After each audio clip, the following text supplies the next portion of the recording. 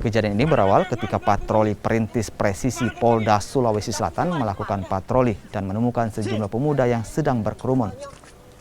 Sejumlah pemuda ini lari berhamburan saat polisi tiba. Salah satu pemuda nekat lompat ke dalam kanal dan membuang senjata tajam yang dibawanya. Namun polisi berhasil menangkap pemuda tersebut. Dari pemeriksaan polisi, ditemukan senjata tajam parang, 2 ketapel, dan 2 anak panah. Mereka mengaku senjata tajam disiapkan untuk menjaga diri.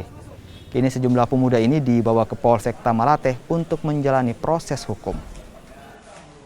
Direktorat Samapta Polda Sulawesi Selatan malam hari ini melaksanakan kegiatan rutin, diantaranya untuk melakukan pencegahan kejahatan jalanan termasuk aksi premanisme dan kejahatan tawuran.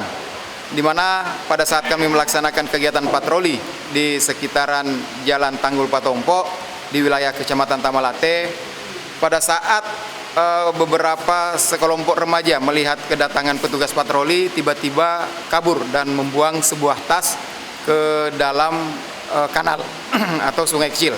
Kemudian kami melakukan pengejaran. Setelah ditemukan, selanjutnya diminta untuk mengambil tas yang mereka buang, termasuk sebilah parang yang disembunyikan di bawah kolong tempat duduk mereka. Kemudian terhadap pelaku dan barang bukti yang kami temukan, diantaranya ada sebilah parang, kemudian busur dan lengkap dengan ketapelnya, termasuk ada senjata tajam yang kecil. Kita serahkan ke Polsek Tamalate untuk dilakukan proses hukum lebih lanjut.